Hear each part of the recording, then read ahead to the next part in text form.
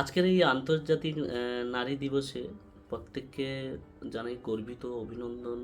মা এবং বোন দিদিভাইদের সবাইকে আমার ভালোবাসা, রেসপেক্ট, গর্বিত অভিনন্দন সবাইকে জানাই। তো আজকের এই যে লাভের ব্যাপারে মানে যে লাইফ পার্টনারের ব্যাপারে আজকে মানে এই নারী দিবসে আলোচনা এই কারণে করছি। তো স্পেশালি আমার দিদিভাই এবং আমার বোনদের জন্য এই ভিডিওটা। তো কেউ খারাপ ভাবে না, মানে তো দিদিভাই আর বন্ধুদেরকে আমি এটাই বলতে চাই, তোমরা কান খুলে কথাগুলো শুনে নাও।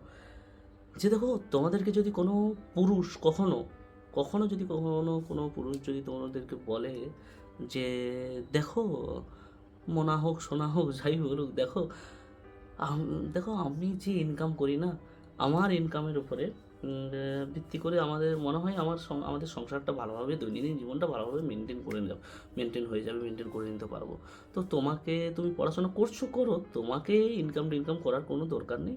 তুমি আমার বাড়িতে একদম রানীর মতো এসে থাকো। তো দেখো, যদিও কথাগুলো শুনতে খুব ভালো লাগে, যে হ্যাঁ, নিজের পার্টনারটা কমসে কম আমার সম্বন্ধে এত সুন্দর ভাবনা চিন্তা রেখেছে, এইভাবে ভালোবাসে, আমার এভাবে কেয়ার করতে চায়, আমাকে কিছু করতে দেয় না, আমাকে একদম তোলা জলে রাখতে চাইছে, বাহ, খুব ভালো, শুনে খুব ভালো লাগে।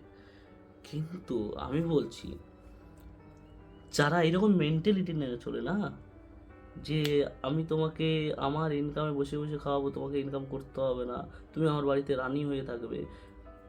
অ্যাকচুয়ালি তুমি তার বাড়িতে রানী হয় নয়, তুমি তার রাজপ্রাসাদে বা তার বাড়িতে তুমি গোলাম হয়ে থাকবে। সে তোমাকে গোলাম করে রাখতে চায়। এটা বহু দূর ভাবলে তুমি বুঝতে পারবে। অনেক কিছু এর সঙ্গে ভাবনা চিন্তা ম্যাচ করালে বা ভাবলে তারপরেই এই কথাটার মানে টিপ খুঁজে হবে।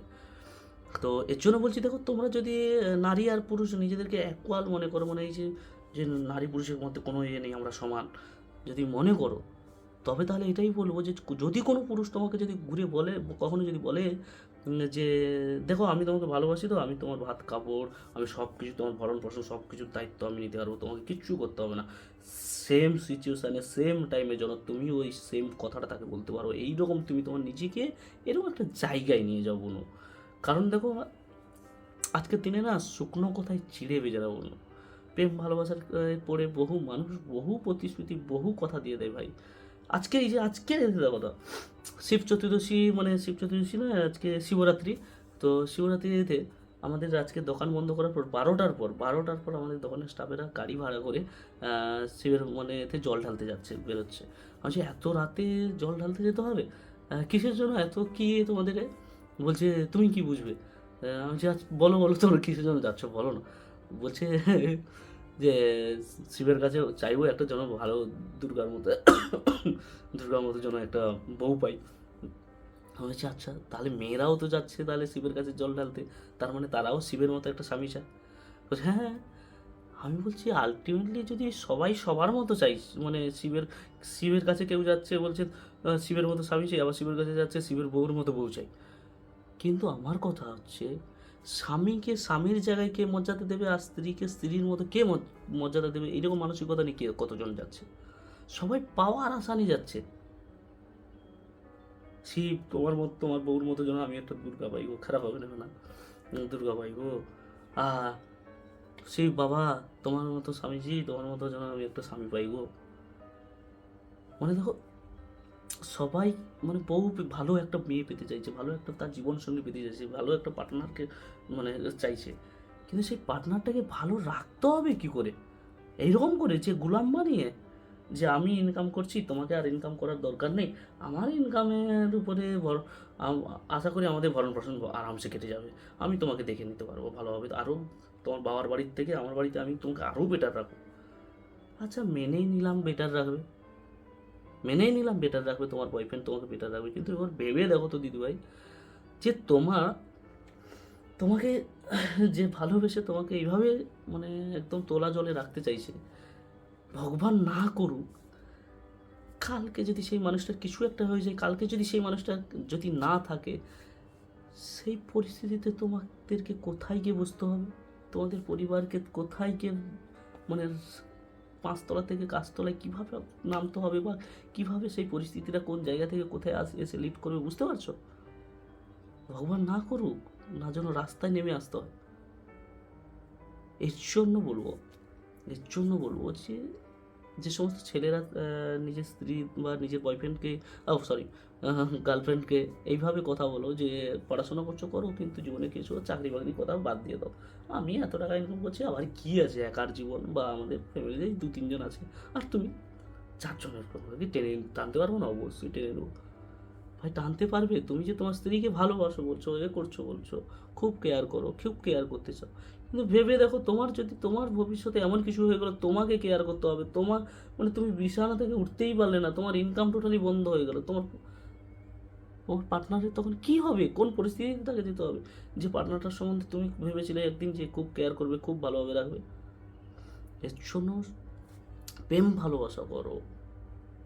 জীবনের রিলেশনটাও খুব ইম্পর্টেন্ট, রিলেশনে থেকো, কিন্তু একে অপরকে রিলেশনে থাকাকালীন একে অপরকে, বিশেষ করে ছেলেদেরকে বলবো, যে তুমি তোমার গার্লফ্রেন্ডকে চেষ্টা করবে তাকে তার মতো স্বাধীনে তাকে বাঁচতে দেওয়ার, এবং তাকে তার মতো করে একটা প্রতিষ্ঠিত জায়গায় তাকে নিয়ে যাওয়ার, বা তাকে জায়গায় আস্তে আস্তে করে পুশ করে তাকে প্রতিষ্ঠিত একটা জায়গা পাইয়ে দেওয়া।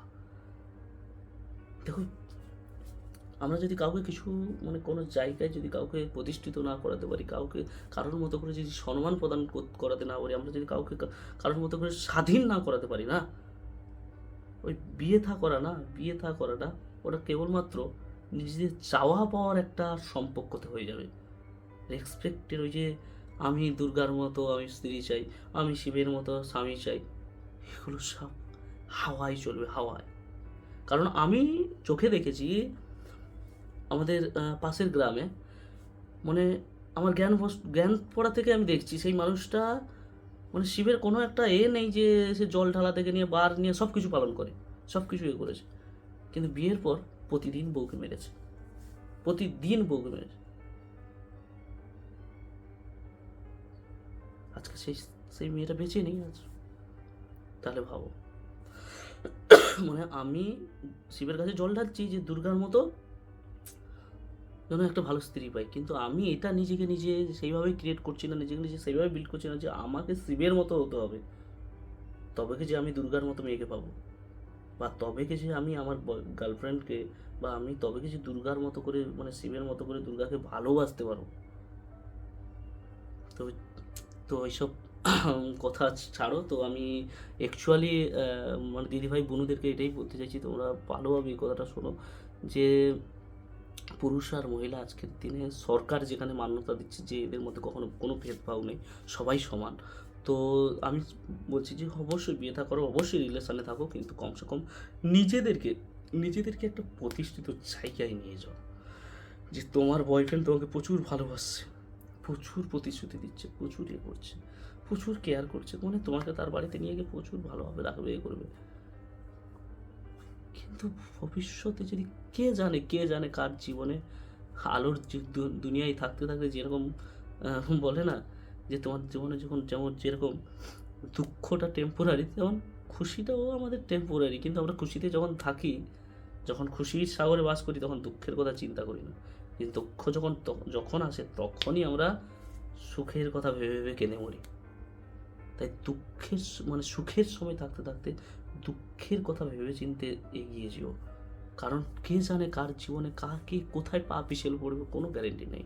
তাই এই আন্তর্জাতিক নারী দিবসে দিদিভাই আর বিশেষ করে আমার বোনেদেরকে বলবো, এটাই রিকোয়েস্ট করবো, কারণ আজকের দিনে এই যে রিলেশানটা, পার্টনার, এইসব লাইফ পার্টনার, ভালোবাসা পার্টনার, এইসব প্রচুর হামেশাই হচ্ছে। তো এই জায়গাগুলো একটু ভেবে চিনতে এগিয়েও, আর লাইফে নিজেদেরকে আগে একটা প্রতিষ্ঠিত জায়গায় নিয়ে যাও, এটাই খালি রিকোয়েস্ট করবো, যে নিজেদেরকে একটা স্বাধীন জায়গায় নিয়ে যাও। তো ভালো থাকো, সুস্থ থাকো, আর এই আন্তর্জাতিক মাতৃ দিবসে তোমাদের প্রত্যেককে জানাই গর্বিত মন থেকে অভিনন্দন ও রেসপেক্ট। তোমরা আমার যদি কোনো মানে কথাবার্তা বলার ভুল হয়ে থাকে তো আমাকে অবশ্যই আপনারা চাইলে অবশ্যই ক্ষমা করে দিবেন, আর কমেন্ট বক্সে কমেন্ট করে জানাবেন আপনাদের অবশ্যই ভিডিওটা আপনাদের কেমন লাগলো। বিশেষ করে আমার বন্ধুদের কাছে এটাই রিকোয়েস্ট করবো, আর এটাই খালি শেষ কথা এটাই বলবো, যে দেখো, বট গাছ যেরকম সবার মাথার উপরে ছত্র ছায়া হয়ে থাকে, ঠিক তেমন তার পাশে অসুস্থ গাছও, সেও কিন্তু বট গাছের মতো ডালাপালা বিলিয়ে সেও কিন্তু তার সমান পাল্লায় দিয়ে সেও কিন্তু বেড়ে ওঠে, সেও কিন্তু ছত্রছায়া হয়ে থাকে। এর জন্য বলবো যে তোমার যে বয়ফ্রেন্ড বা তোমার যে পার্টনারটা, সে স্বাবলম্বী আছে, তার ক্ষমতা আছে, সে তোমাকে করে নেবে, তোমাকে বা তোমাকে প্রচুর ভালোবাসে, তোমাকে কেয়ার করতে পারবে, তোমার দৈনন্দিন জীবনে ভরণ পোষণ মেনটেন করতে পারবে, তার মানে এটা নয় এই ভেবে তোমার কিছু করার দরকার নেই, এরকম ভাবতে যেও না। তুমিও চেষ্টা করো ওই বট গাছের মতো, তুমিও কিন্তু ছত্রছায়া মতো হয়ে, তুমিও কিন্তু বড় হয়ে ছত্রছায়া হয়ে তুমিও কিন্তু সমানভাবে বাঁচার চেষ্টা করো।